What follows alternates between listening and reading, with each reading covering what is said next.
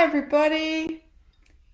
I think I'm almost live. Yes, I'm live. Um, so today is the full moon in Pisces. So happy full moon to everybody. Um, Full moon is of course the zenith of the feminine energy each month. And this one in Pisces is significant because Pisces is the last sign in the whole zodiac mandala. So this is when, leading up to today, you've probably had some revision tests of old karmic patterns and really gotten clear on what you don't want, what you've outgrown. It's a time of endings and perhaps even feeling repulsed by what it is you've outgrown. My initiation this morning, hi Serena, was with some maggots. Birthed in my rubbish bin. I looked up the totemic medicine of maggots and it's about being repulsed. As well as death and decay. And let's face it, world as we know it is dying. So, if we're afraid of death, that will be terrifying. If we see death as a doorway to a new opportunity, it's enlivening. It's like, well, the old was rotten to the core, so let's have something new, shall we? So that's very much the theme of my book, The Grail. It's about, I suppose, doing an autopsy on, where we've been, the Piscean age. And it's interesting that the symbol for Pisces, the sign of today's full moon, and hi Lynn, and the sign of the last 2,000-year astrological age we've journeyed to is the fish. Oh, hi David. I think you just sent me a gift. Or someone did. Um, Manny's asking me why I called myself the Moon Woman. Truth is, I never did. No, it was Summer that sent me something. Thanks, Summer. So, short story. Hi, Margit. The short story of why I ended up as the Moon Woman. Not my idea. Every woman is the Moon Woman. Was one of my students, Natasha Odnerall, started this page back in, I think it was 2011, and she had 7,000 followers, and she wanted to get off Facebook, and she offered the page to me at that point, and I had a lot on my plate, and I was like, maybe not. But my intuition said yes. And when I asked how I was meant to serve with this page, what I was told very clearly was to do a post every day about the sign and the phase that the moon was in and how that impacts our psycho-emotional state, so that we could ride the waves and become wise. So that's how I ended up as the Moon Woman. Joanna says, I'm not afraid of death, only the process of getting there. Fair. And how difficult it might be in the world we are now experiencing. Sure.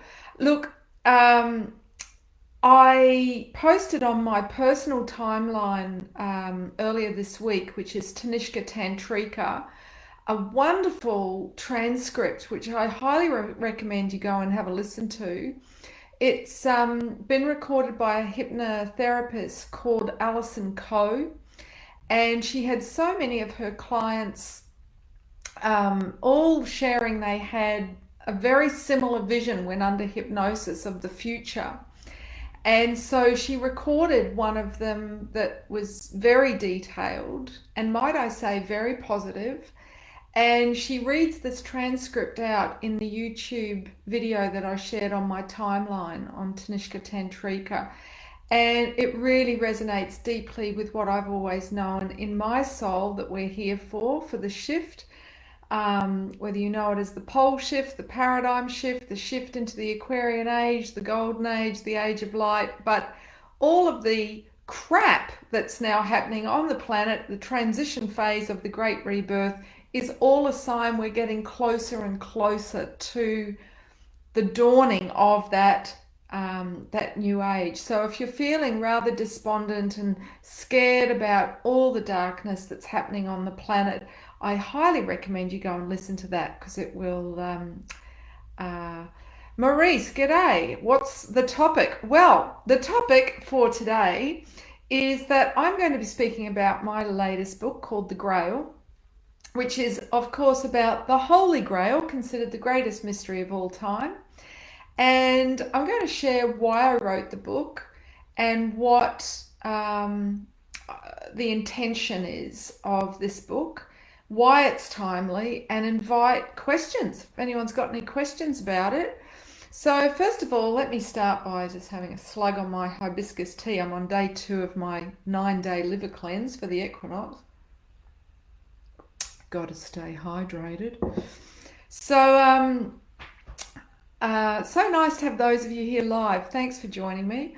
So why is anyone having trouble with the broadcast dropping out? Good to ask that, Jackie. Let's get feedback from others so we can ascertain whether it's my Wi-Fi or someone else's. Great, right up your alley. Fabulous.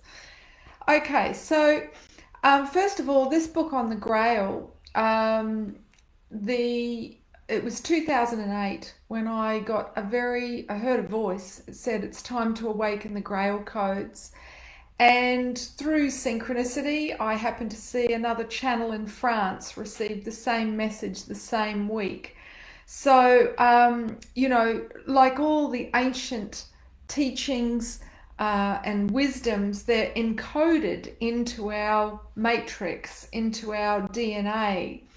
And, the more crystalline we become through doing shadow work, through lightening up, through processing that inner alchemy, turning our wounds, our unconscious thoughts and behavior into conscious understanding, the more we can, download and activate those codes of remembrance. And we're here to steward, as custodians, the earth mother into a new frequency, a new paradigm. And I've always known, well, not always, but as far back as I can remember anyway, that in my lifetime I would be able to experience things like levitation, bilocation, telepathy. And so, great, Lynn, thanks for affirming that the Wi-Fi signal is good. So, where was I? I'm going to try not to look at the comments for a second so that I'm not pulled off what I'm saying.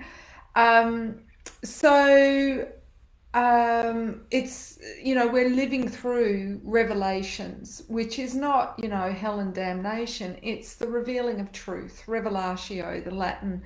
And in the ancient world, the priestesses of the Grail were revered for being truth speakers, oracles, soothsayers, and unveiling the truth by exposing the illusions and the distortions.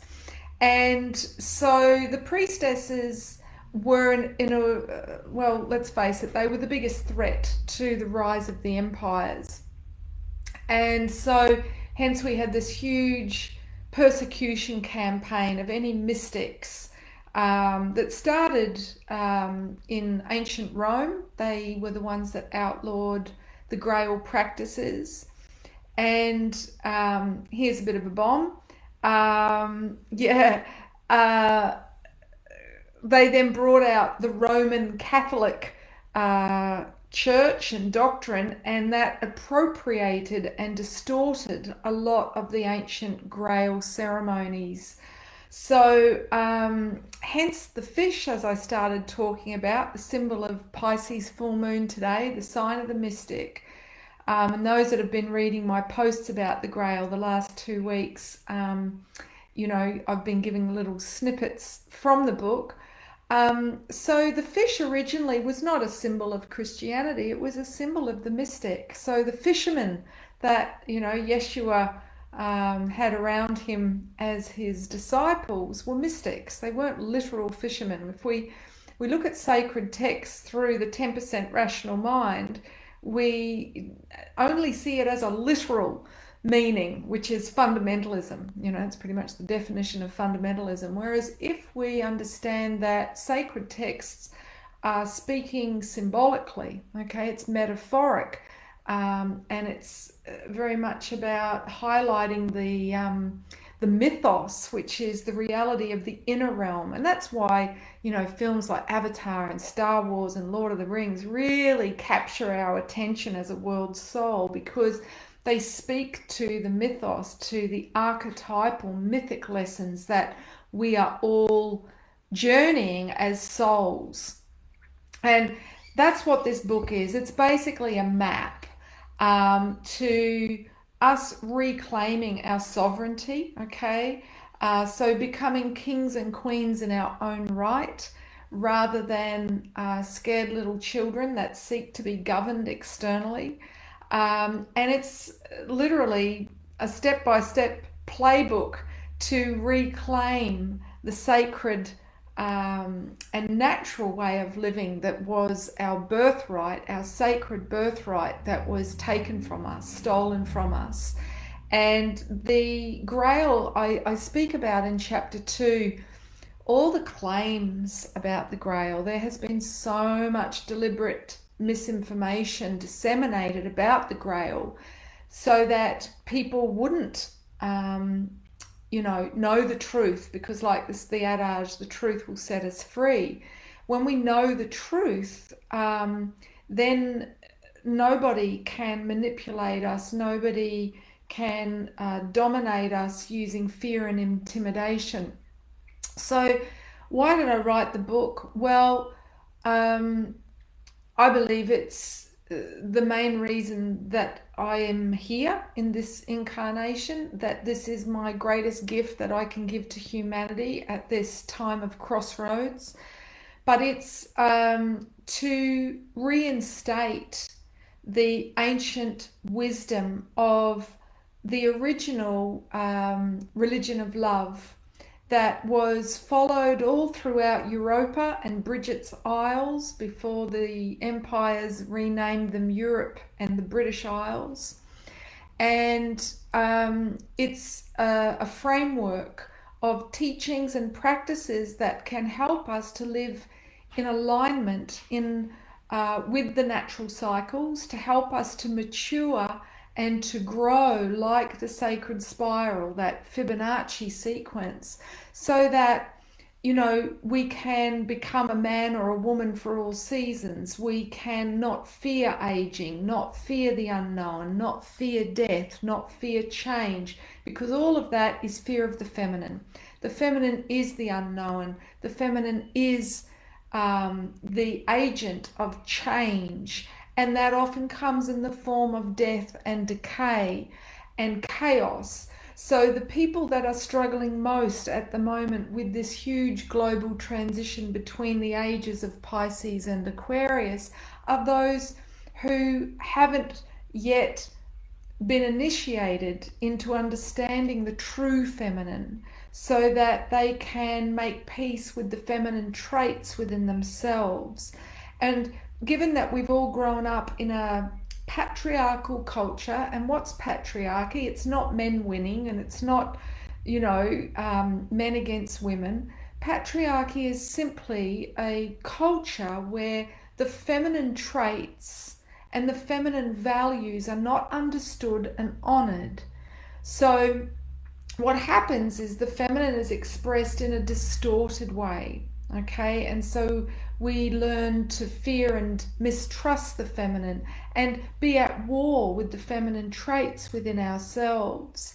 And this then creates, conflict and polarization between the genders externally and in the macrocosm between East and West. So if we're going to have peace on earth, we need to have peace within ourselves, peace within, our personal relationships. So this is about reinstating the ancient wisdom teachings and practices so we can heal through self-love, brotherly love, sisterly love, romantic love, erotic love, and devotional love. So this book is potentially quite explosive because it calls out the global shadow, and it's what we need to face if we are going to survive and thrive, okay? Because what we've been doing hasn't been working and the destruction has been escalating. We've been on a downward spiral, if you will, a trajectory of entropy. And that's because these ancient teachings were completely repressed. So, yeah, I could go on for hours, but I'm thinking I should throw it open now for some questions. So, oh, thanks, Jimmy. Thanks for encouraging me to stay hydrated. And Joanna says, fear of the feminine is truly at the heart of all this. I believe so in my heart from what I've observed, from what I've seen. And that affects both men and women equally. It plays out in different ways, but it's kind of like the elephant in the room. Summer says, self-love, baby, that's where it all starts. Totally, yeah. The measure of our capacity to love, whether that's plants, whether that's pets, whether that's children, whether that's a lover, is only determined by the degree of self-love that we have found. And what does that look like? Because love is a verb. It's how we treat ourselves. It's self-care. Are you looking after yourself physically, emotionally, mentally, energetically? So, the tarot, which I read for many, many years, has a lot of the Grail teachings encoded into it. So do a lot of the tapestries, which I speak about in my book, because when it was outlawed, these teachings had to be encoded in ways that would keep the tradition alive, but not draw too much attention so that they were destroyed. So, yeah, I've been on this magical mystery tour since 2008, where I've been guided first and foremost by my ancestors. I'm Welsh, is my ancestry on both my mother and my father's side. My mum's name was Olwyn, my father's name was Kemlin.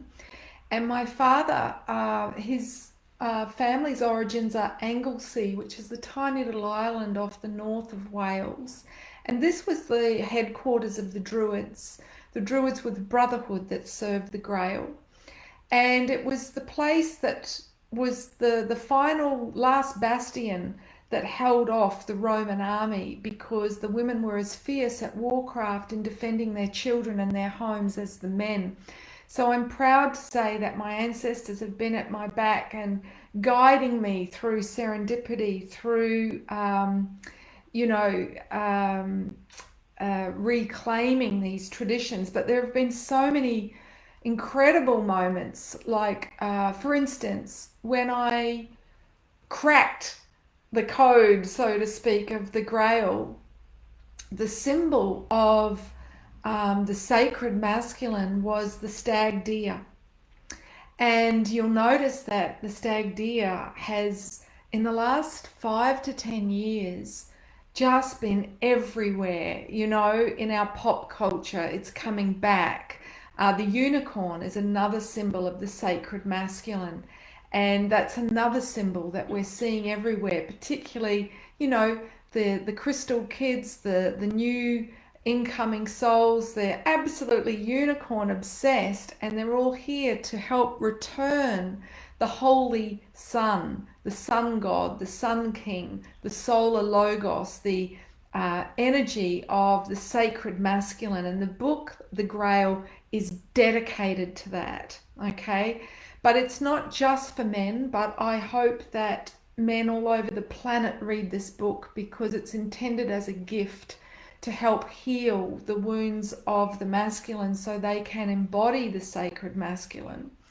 Because what's happened during the Age of Empires, during Patriarchy, is the stag got enslaved. And we see that, with Christmas. Okay, let me explain. I speak about this in more detail in the book, and those of you that have heard me speak about my Grail insights around the world since 2013, you'll already be aware of some of this. But the Holy Grail was a rite of passage for men. And it happened over 9 days over the winter solstice. So in the Northern Hemisphere, that was over what we now know as Christmas. Remember, I said a lot of the Christian um, ceremonies are direct appropriations and distortions of the Grail. And I will add, that's not to take anything away from Yeshua, who the Greeks renamed Jesus. But Yeshua served the Grail. Okay, his mother was a virgin. The virgins were the women, the priestesses. That was the name of the Grail priestesses. A virgin was a woman unto herself, so a woman who was sacred and sovereign. And his partner was a Magdalene. Okay, so the Magdalenes were the high priestess women that taught the Grail, that initiated men and women into the Grail practices. So one of the practices was the Holy Grail annual rite of passage for men. And this was done in the forest, okay, which is a very yin feminine place, at the most feminine time of the seasonal wheel, the most dark, deep, inward time, the winter solstice. And so it was to assist men through their annual death and rebirth. And without it, we see the collective masculine at war with the feminine in themselves. So absolutely full of self-loathing for their vulnerability, for their,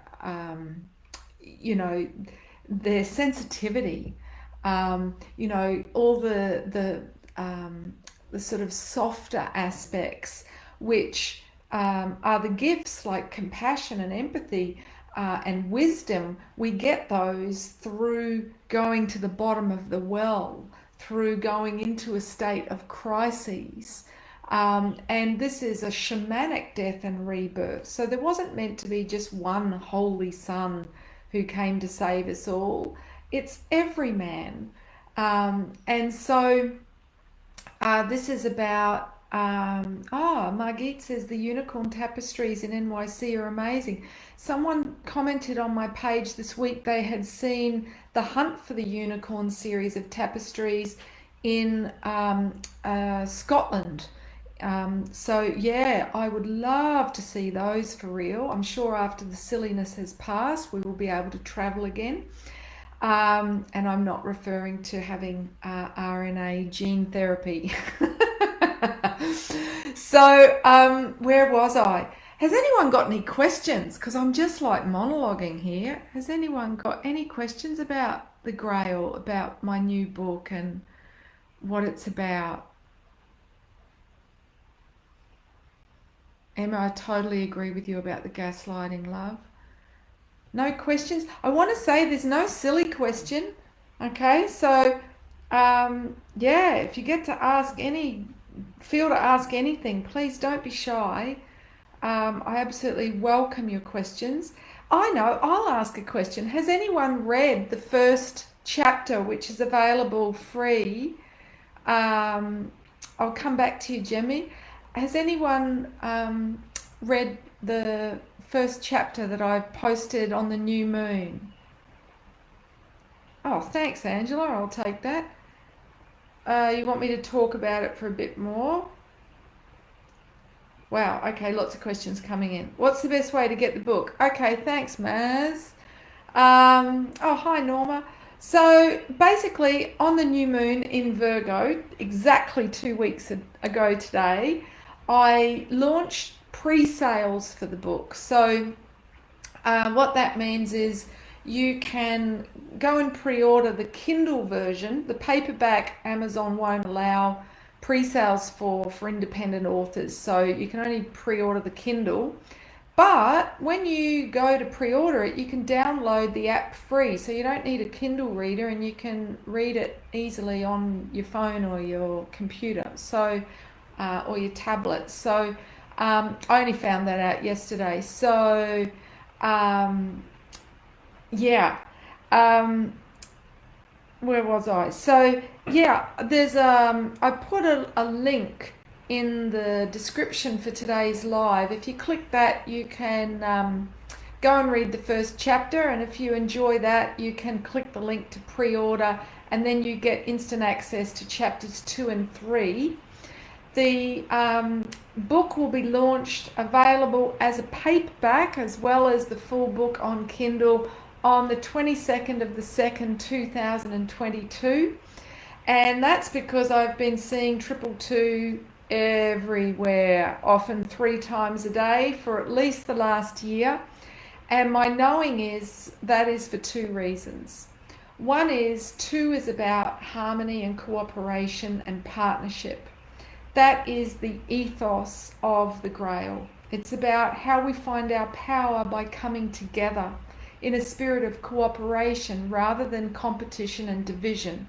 So this is about recovering from the paradigm of war and returning to a paradigm of love, which is creation, which is stewarding our way back to living in Eden, which is the true blueprint of this incredible planet Gaia, our mother, upon whom we are all gathered.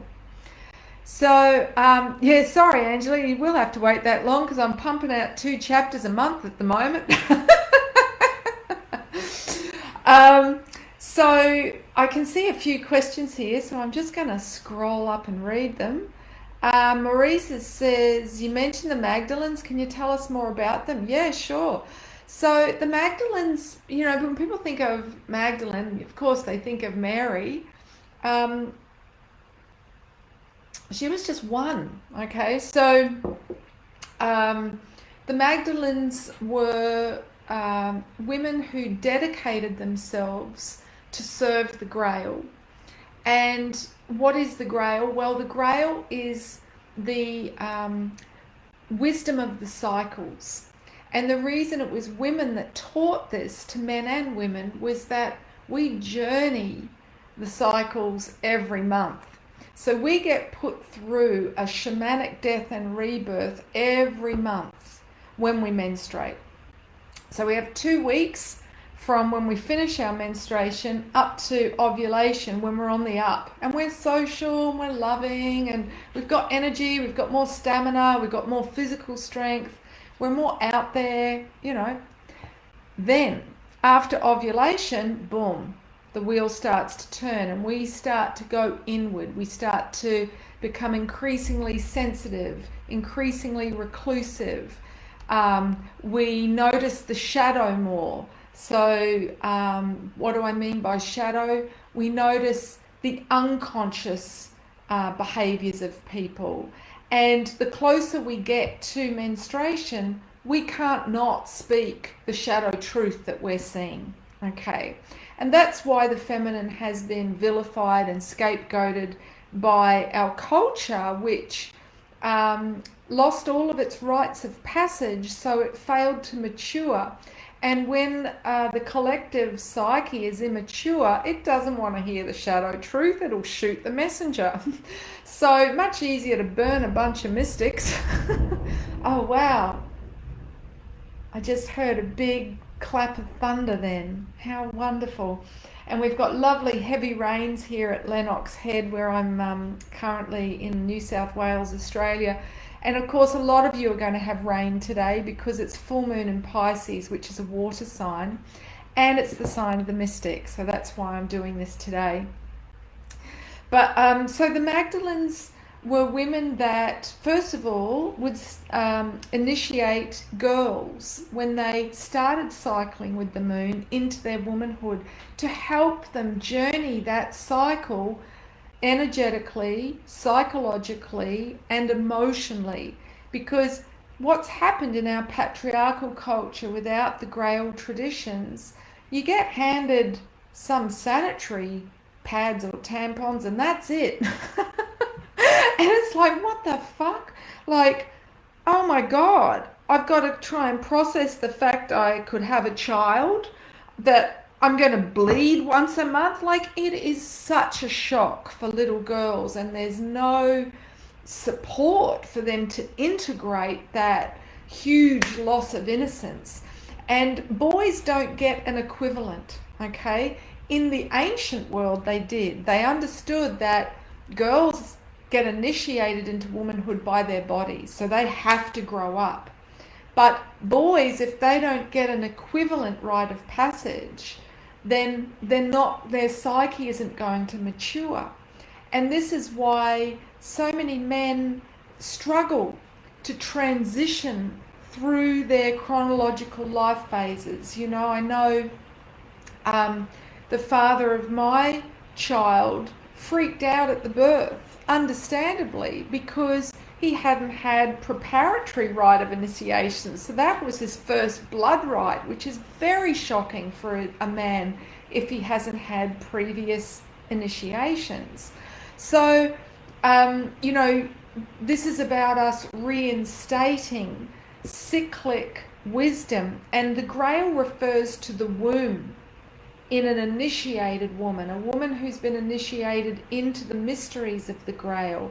So it doesn't just refer to the womb of Mary the Magdalene, as was proclaimed in the Da Vinci Code.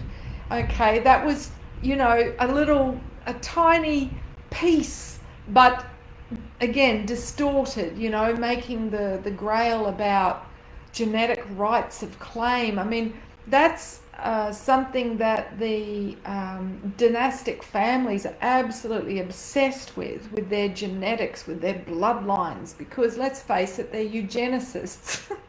They believe in superior races and pure bloodlines. I mean, it's fascism at its absolute, you know, most protracted. So the Magdalens, they would initiate girls into their cycle, but then they would also midwife women through, you know, the death of the maiden, which is the ceremony that assisted women to be ready for marriage, okay, so that they could, you know, share their life, and then, you know, the subsequent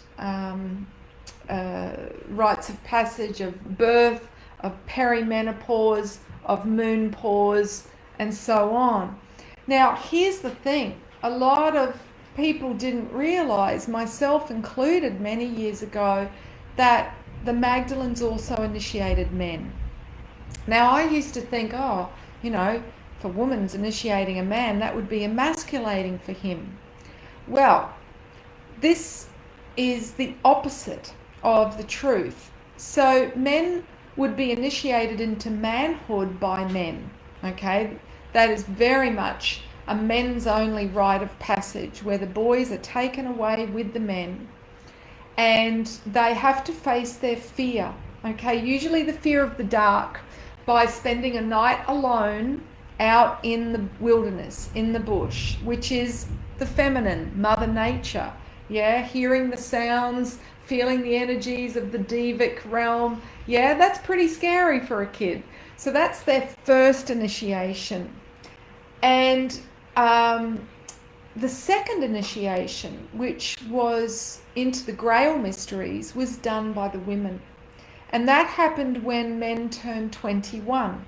That's when they got the key to the mysteries. And Patriarchy distorted that into the key to the city. You know, that horrible decorated painted wooden key you used to see back in the 70s and 80s when people turned 21. That's why people have big 21 parties. But in the ancient world, it wasn't just a party, it was a deep initiation. So many of our modern customs are appropriations of the Grail. For instance, the knighting ceremony. Oh my gosh, the rain is... Oh, we've got hail. Well, hell just froze over. Must be time for something different. Excellent. Okay. Where was I? Sorry, I got totally distracted by the ice falling from the sky. So, yeah, the knighting ceremony. You might recall that beautiful painting of Lancelot being initiated by Guinevere in the Grail. What this represents, the touching of the sword on either side of the neck of the man who is being initiated into being a Grail Knight, it represents beheading his ego. That's the role of the Magdalene. It's not to emasculate a man, it is to catalyze an ego death so that he may have a soul rebirth. Okay, this is where the whole baptism came from, the second birth, the mystic rebirth. So, you know, in the East we see all of these images of Kali Ma beheading men and holding up their skulls. And if we look at that in a literal sense, in a rational sense, in a fundamental sense, that's fucking terrifying. It's like, no wonder the masculine fears the black goddess, the dark goddess, whether you know her as Kali Ma, Oya, Sekhmet, Medusa, Lilith. She's all the one energy, and she is the energy that women embody when they menstruate. So this is when a woman was at her most psychic, her most powerful. And this is why during the Age of Empires, women that were menstruating, women that were pregnant were not allowed into temples because their psychic power was feared. And it's the fear of women's psychic power that led to their persecution. So what we're seeing at the moment on the planet is the rise of the sacred feminine. And I spoke about this in my previous book, Goddess Wisdom, in that, you know, this is, if you will, the third wave of the women's movement. So first we had, you know, voting rights. Second, it was about looking at our reproductive and financial rights. But now it's about the reclamation of our sacred customs. So, and this is about understanding the feminine so that we can then embrace the feminine wholeheartedly. Because if we don't understand the true feminine, if the word menstruation can't be spoken in public, if we have shame about our menstruation, you know, if we don't live in alignment with the natural cycles, but we have these linear schedules, regardless of whether we're up or down. I mean, my heart goes out to any woman working in corporate, you know, or even working in institutions that has to just show up day in, day out like a machine, regardless of whether she's, you know, in her death phase, her most sensitive, her most inward. And the same goes for men over the month of midwinter, of the Yule, of winter solstice. This is a time for men to retreat, to go deep within their psyche. And it's a time that men are most susceptible to depression, to injury, to illness, to suicide. And that's why we see the suicide rates off the charts right now, particularly for men, and why the male life expectancy rates are so much lower than they are for women. So apart from the annual Grail rite, the Holy Grail that the Magdalens would preside over, initiating men through their annual death and rebirth, the Magdalens also assisted men through two other initiation paths. One was the hero's journey. Those of you familiar with Joseph Campbell, a wonderful grandfather mystic who brought back the hero's journey. But the thing that's been missing from those who have adopted the hero's journey as a structure for their empowerment, healing and growth is that the power of the hero's journey is only found when we align it with the solar wheel. So let me explain what I mean by that. In the ancient world, the Magdalens would initiate men by having them meet in circle. This is the Knights of the Round Table. It's why both Grail Kings Yeshua and King Arthur had a brotherhood circle of 12 men, because every month they would meet and they would acknowledge how they were going with each stage of the hero's journey as it was being evoked by the sun moving around the zodiac wheel. So, you know, we are not, no man is an island. We are being initiated through our lessons by the greater cycles, by the solar cycle, the lunar cycle, the cosmic cycles of the planets. Oh, I'm nearly out of battery. Hang on. Oh, and by the seasonal wheel. So that's why we need the Grail restored, is it enables us to become socially sustainable. Because if we are not coping individually through the dark times each month, if we're a woman, okay, if we're drinking too much wine, that's like a shadow grail, you know, drinking red wine in order to cope, okay, emotionally, because you haven't got a circle to hold you at dark moon. The red tent or moon lodge is another Grail practice for women. So that grows sisterhood, just as the Knights of the Round Table, journeying the practice known as the 12 Sons, grew brotherhood for men, so that we're supported, because we can't do the intensity of intimacy with our opposite without the support of brotherhood and sisterhood. Okay. Now, I'm realizing I've just been totally raving. That was a very long answer to that question. Thanks for asking it, Maurice. Let me find another question. Is there factual evidence proving Mary Magdalene did indeed enter Europe by ways of South France? Do you know, Jimmy, I don't know. But the way that I've brought this book through has been through channeling, through visions, through synchronicity, as well as research. So I haven't focused on Mary Magdalene because there's been gosh knows how many books about her. I'm instead focusing on the practices and the teachings that the Magdalenes, all of them, disseminated. So yeah. Kelly's asking, how can I leave a toxic relationship? Well, first of all, by being honest with yourself, by acknowledging that it's toxic. So, you know, when we acknowledge the truth, even though it's painful, it's only a matter of time before we then take action on honoring that truth. So you know what to do. You'll just need to get more support, okay? Because we only stay in something if we don't feel we've got other options. So check out all your options. Hi Atlanta, thanks for coming.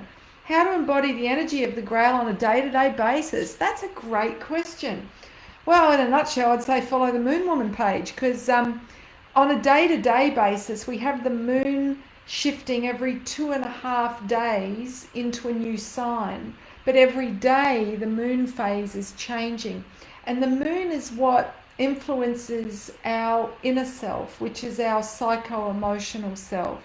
So women are ruled by the moon, or I should say the feminine, whereas the masculine is ruled by the sun. So when women align with the moon, it really helps us to befriend our feminine energy, to understand ourselves as cyclic sentient beings, rather than hating on ourselves and having self-loathing, because sometimes we're up and sometimes we're down. But when you have the map of following the moon around the zodiac wheel for the 28-day lunar month, it makes it easier. You're like, oh, okay, today the moon is in Pisces, probably going to have trouble waking up, be sleeping deeply. I might be more sensitive psychically and emotionally.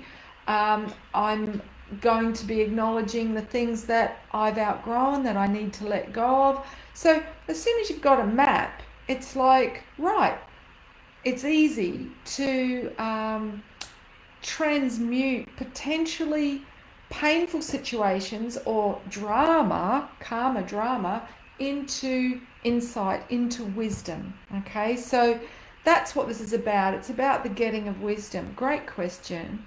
I'm just scrolling back through some more questions. Oh, awesome. Thanks, Francis. She started reading the first chapter, really enjoying it. Lovely. Thank you. Appreciate your feedback. How do we as reclaimers focus on the energies to get through these difficult times? Well, in a nutshell, get into nature, because the more we attune to divine intelligence, okay, the more we trust the wisdom of our bodies, the more we trust the greater cycles, that what is unfolding is happening for us, not against us, and that it's part of something so big the 10% rational mind can't cognitively process it.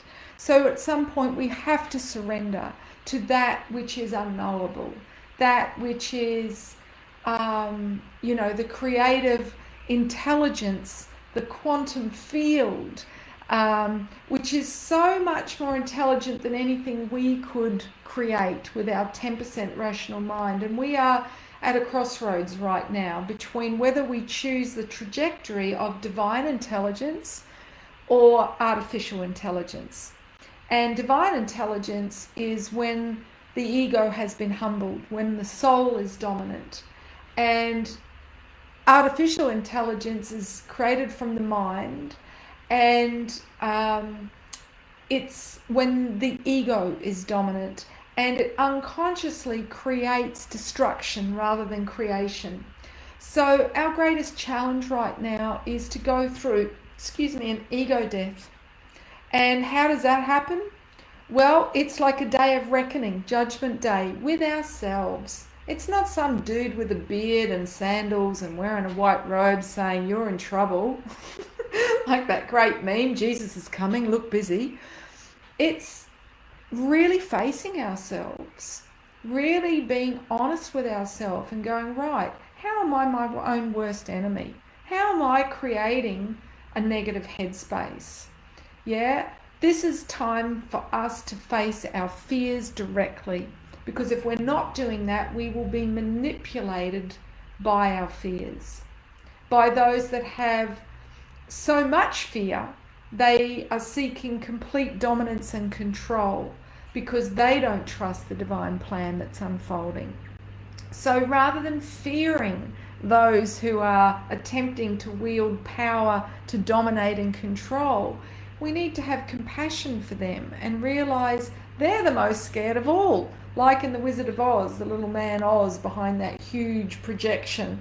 And that's something I speak to in my book, The Grail. The Grail is very much for these times. So I have spent many, many years writing this book. I had so many drafts of this on my laptop. I was like a kitten with a ball of wool.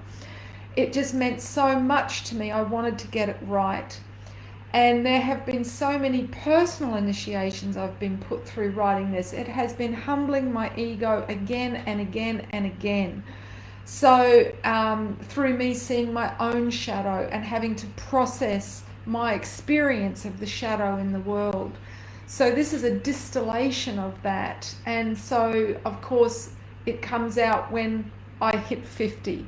Which is in the Native American tradition when a woman was said to attain her power. And this is my understanding when a Magdalene could then start working with men, initiating men.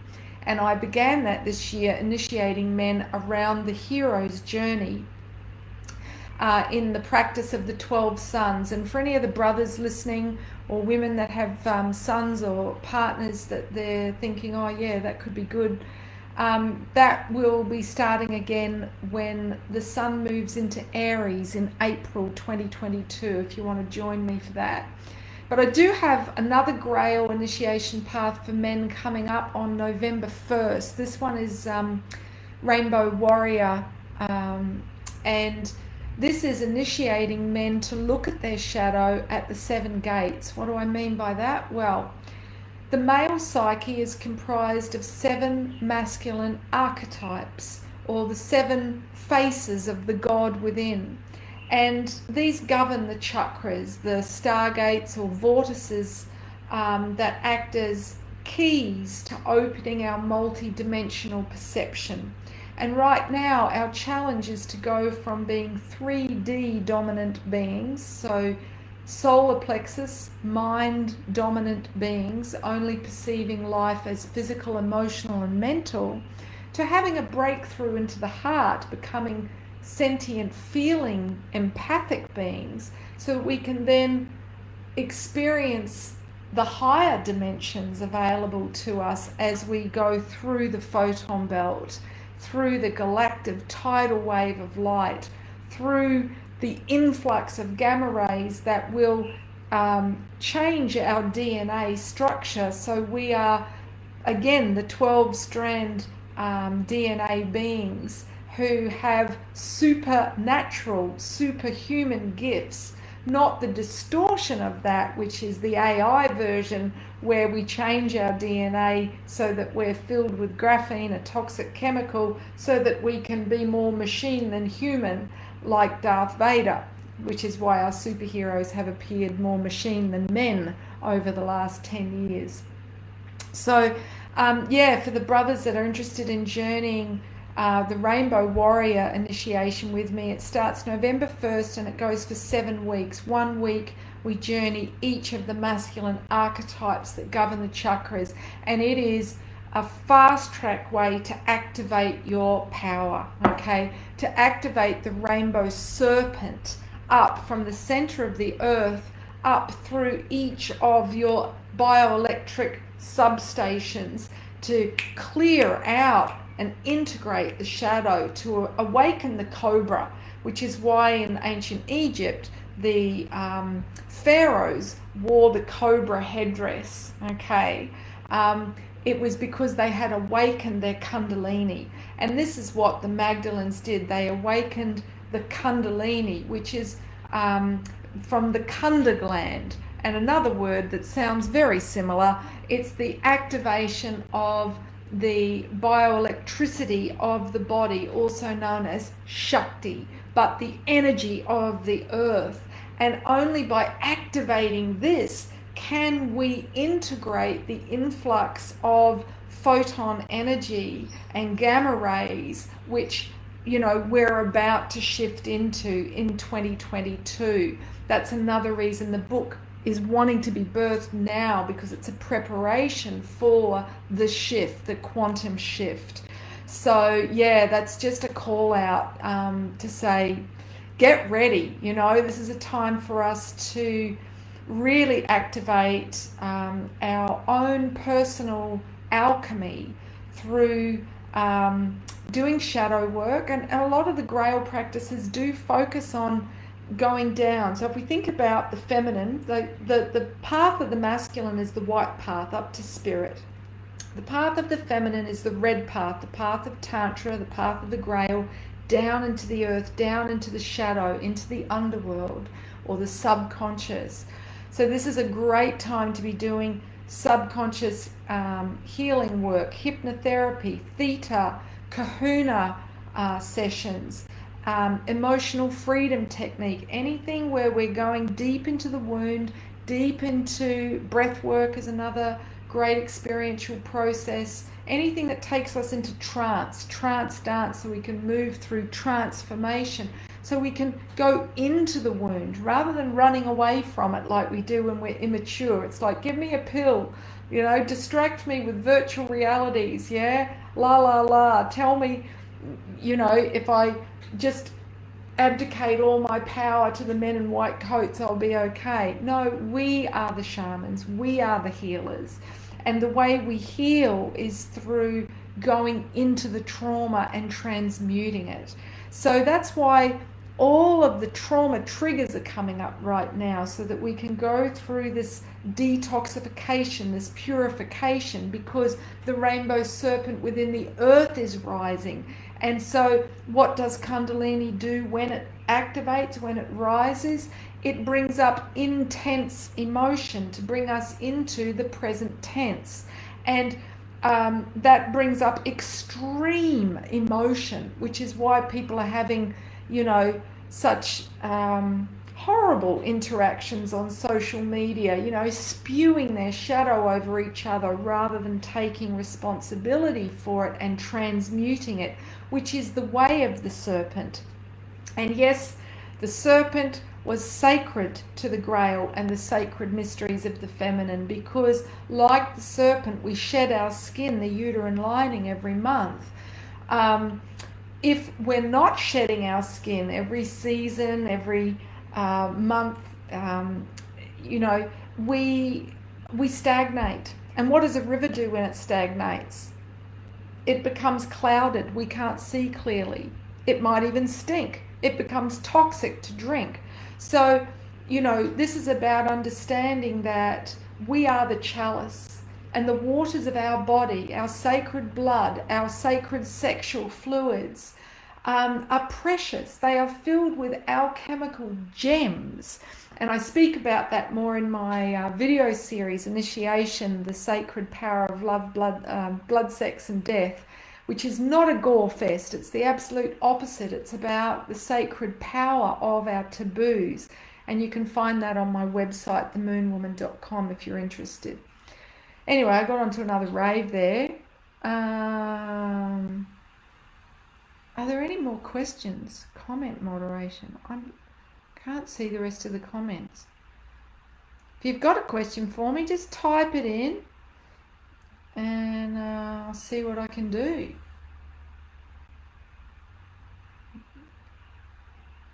Yeah, Christina says, isn't it interesting? Now at 21, it's a huge drinking event. Well picked up. You know, the symbolism, once you get it, you start seeing it everywhere. Like the World Cup, the soccer thing, they all get together and they drink out of the World Cup. You know, it is so much a part of our collective soul's knowing and remembrance. We're seeking it out in unconscious ways. And here's the big piece, okay? When guys don't get a sacred blood right, they unconsciously seek out a blood right in order to feel like they've come of age, that they're now a man. And what does that look like? Violence, war, blood sports. So we will not have peace on earth until we restore the sacred practices of the Grail. Now, I could go on to say that the powers that be orchestrate the wars, and I speak about this in my book, and how they financially benefit by backing both sides of every war. But it's basically a big blood sacrifice. It's all part of their dark distortion. So the dark ceremonies that are done in brotherhoods, which are very dark. So we're not going to clear the pedophilia rings. We're not going to clear the corruption that is destroying the planet and all life on it unless we get this peace, until we shift our psyche through initiation into the sacred blood rites. Now, I will not go into detail as to what happens in these mysteries, otherwise it wouldn't be a mystery, okay?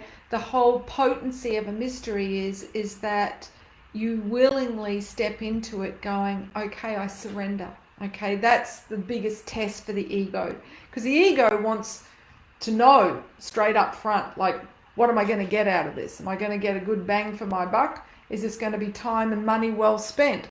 So those that are ego dominant will be the last in a queue to be initiated into the mysteries. So when are we ready to be initiated into the Grail? When we have been broken. Okay, life initiates us. So when we feel like we're having a breakdown, and what's happening right now on the planet? Everyone's having a breakdown, okay? Because what is happening is so unnatural. It's so traumatizing to the soul. So it is absolutely timely for the Grail to now come back, okay, as a healing salve. Oh, thanks, Paula. New Zealand is so special to my heart. Um, Emma says, that's so cool. I hired a teepee for my son's 19th in the lockdown. Fucking awesome. That is great. Because it's conical too. So it creates that sacred geometry to support the ascension energies, you know. Fabulous. Great. We've had rain, hail and snow in central Victoria. Pisces moon. Wow. In YouTube, there is a clip of the 1989 Windstar Symposium with Jean Houston, who worked with Joseph Campbell. She does a whole section on the Grail. Yes, I haven't seen it, but thank you, Maz. The bit I'm saying yes to is about what women want. There is a beautiful story from the Grail. There's many teaching parables in the Grail, and I share some of them in my Grail book. In chapter 1, which is now available on my website, there is the Fisher King and the Handless Maiden, which is their two Grail parables. But the story of Gawain and the Black Knight is another Grail parable. And I shared that in my book, Sacred Union in Partnership. And it answers the age-old question, what do women want? And I won't actually do a spoiler there, but you know, we need to reclaim these parables, because the myths that we're being sold to us, you know, like the hero's journey that's being served up by Hollywood with all the superhero Marvel franchise films, these are distortions. So for instance, instead of Thor being helped out of the underworld by Hel, the ancient Norse wise woman, okay, which is the myth, we see him cracking wisecracks and getting out single-handedly. And that sends a distorted message to us. It says, when you're at the pit of the well, okay, if you can't get out with a smile on your face, there's something wrong with you. Yeah, and people have this stigma about mental illness. So, you know, it's really important that we reclaim our myths, the true myths. And, you know, the Grail teaches through myth and archetype. Yes, Joanna, I'm aware of The Heroine's Journey by Maureen Murdoch. I have a different take on it. And, you know, there's always room for many opinions and perspectives. But my understanding of the hero's journey for women, the heroine's journey, is the descent of Ishtar or Inanna, and that's the descent down through the 7 veils of illusion. And I've led women through that since 2002 and been put through it many times myself.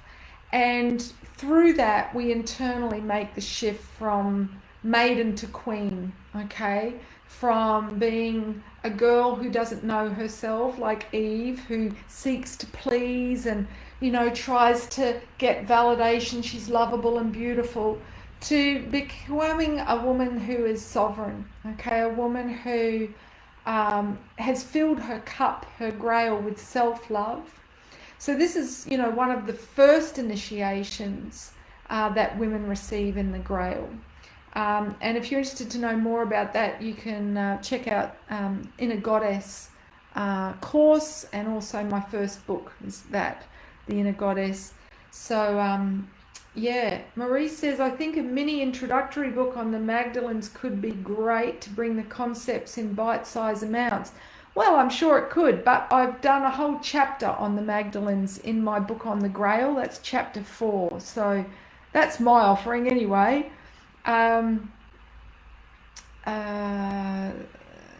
This is all we've been doing, self-analyzing. Yeah, fabulous, Jimmy. Awesome. Jimmy says it's all he's been doing for the last year, self-analyzing the past, trying to project a better future through self-discipline. Yeah, look, you know, we are all going through this death and rebirth. And it doesn't matter how many self-help books you've read and how many workshops you've done. And, you know, I'm just going to have a slug of my hibiscus tea. We're all being initiated at this time. We're initiating each other, okay? So bless the person that triggers your trauma. Bless the person that points out your shadow. Particularly from this Thursday onwards, the equinox, when the sun moves into Libra, and that will shine a light on the shadow in relationships, okay? And I've just done a video yesterday about the coming new moon in Libra in 2 weeks' time, and that's really going to be quite explosive. So if you if you want to access that, you can join my membership, which is on themoonwoman.com. Rod says everyone needs to hear this message. Thanks. Feel free to share it. You relate to this with your own books. Fantastic, Vasiliki. Fear-driven zealots are popping up everywhere. Yeah, look, but the fear has to come out in order to be healed. Okay, so the fact that not everybody, a large percentage of the global family are feeling absolutely phobic right now. Okay, phobic about germs, phobic about, the unknown, phobic about change, about illness. This is so they can deal with it. Okay, it's coming up. It's like a woman in labor. When you're in the transition phase of birth, your greatest fears come up. Okay, it is a deep inner descent. And women who have cesareans or are completely knocked out, and they don't get that shamanic descent. Okay, and it is terrifying. Okay, you want to die during the transition phase of the birth, and any woman who's birthed a kid knows that, right?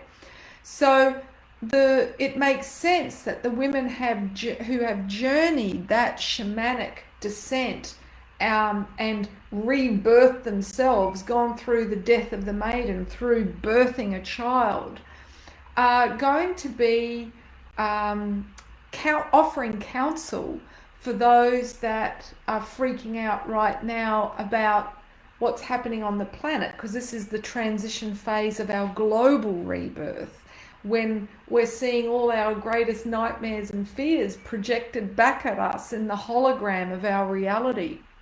So if we're soul-centered, we can look at that and just go, oh, that's interesting. I wonder what fear is driving that behavior, and not be terrified by it. Okay, if we are mind dominant, okay, the mind, the way it operates is it's constantly looking out for what could go wrong. Okay, it's constantly trying to create safety and security. So it's easily manipulated by fears. Okay, so the more that we go through that transition where we surrender up to a higher power and we say, I can't do this anymore from the mind, okay? Only when we get to that point of surrender where we say, thy will, not my will, be done, do we have grace, amazing grace? Do we have some semblance of inner peace? Only then do we crack open our own need to try and control everything, to see through synchronicity, through reading the signs, we are not alone. This is something mystical and magical that's unfolding, and it helps us to go, oh my God, there's something bigger planned for us. Okay, there is the dawn that follows the dark, and then we start to feel really enlivened and really excited for the birth, for what it is that is becoming. Okay, so if you're feeling absolutely shithouse because of, all the fear and trauma that's coming out, go towards it. Okay, go, why am I afraid? Okay, and what's the worst thing that could happen? Because if you confront your fears directly, they have no power over you anymore. Okay, I was speaking to a sister last night whose greatest fear was that she would be taken away and put in one of the facilities they've built, and that her animals would be forsaken. And she takes her role as custodian very seriously, as all of us do that are here to birth the new earth and be custodians of Eden. And once she put in place plans so that her animals would be looked after, then there was no fear. So face your fear, whether that's death, whether that's getting very sick, just journal it, yeah, or visualize it, live it. Because if you've lived it virtually, then you're not going to be doing compulsive behaviors trying to avoid it, okay? You've seen that you come out the other side and that death is a doorway, okay? That we are eternal, we are immortal, we are souls. If you are ego-based, if you are mind-based, you will fear death because you only believe life is physical, emotional, and mental. So you see human life as finite. You see existence as linear. So this is about us getting the key to get out of our own jail, which is 3D reality. So you'll notice those that are feeling lighthearted and smiling and joyous are those that are soul-centered. And they probably look absolutely mad to the people that are ego-dominant, mind-dominant, you know, that are telling them that they're being irresponsible and they need to be conform and controlled like the rest of us so that we're all safe. But that's simply the mind. It's the mind projecting its fears because it's just beside itself in absolute terror, not knowing how it can be safe and secure, because let's face it, the only constant is change. So the initiation right now is to look the dark goddess in the face directly, because she is change, she is death, she is the unknown. So I think I've just spoken for about an hour.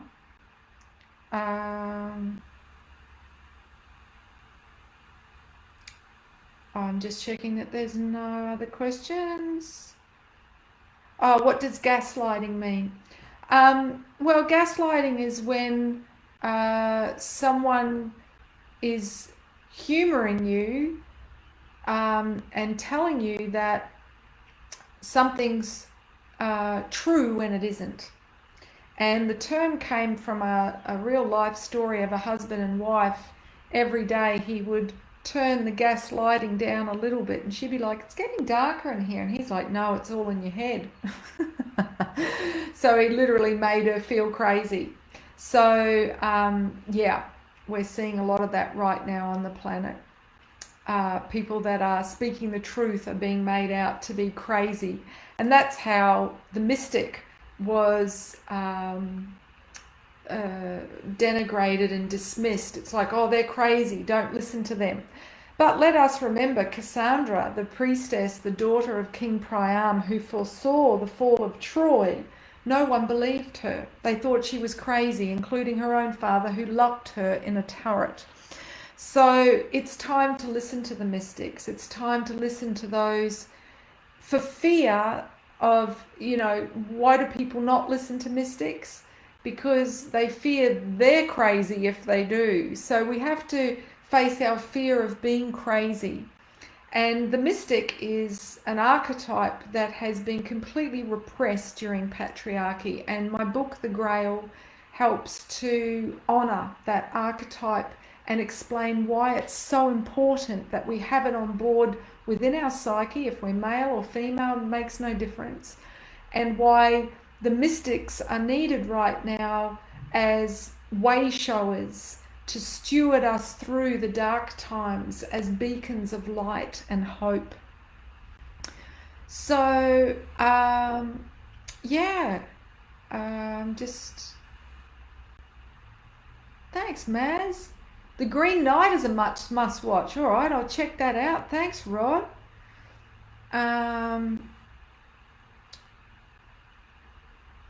I'm just looking for any questions. Yeah, look, thanks so much for your lovely feedback. I would really love it if you could share this with as many people as possible because, I know what's in this book and I know how powerful it is in helping to shift the group mind from 3D to multi-dimensional thinking, from fear to love, through facing our shadow individually and collectively so that we can have the breakthrough into the light. So, oh, thanks, Paula. Appreciate your feedback on the first chapter. Thank you. All right. Well, thanks so much, those of you that were here live with me today. And thanks also to those of you who end up watching the recording. I'm going to meet back here in exactly a month for the next full moon. And that's going to be the full moon in Aries. And Aries is, like the call to action, the call to adventure, the first stage of the hero's journey. So to commemorate that, I'm actually going to read an excerpt from chapter 1. And the book is structured as a hero's journey. So I hope you can join me for that. Invite your friends to join me for that. And it was just lovely to see so many people here live and all your beautiful comments. So thanks. All right, ciao for now and have a restful full moon. It's not like the usual party full moon energy. It's a time to really just, be soft and give yourself some quietude and go deep. All right, ciao for now, everybody. Bye.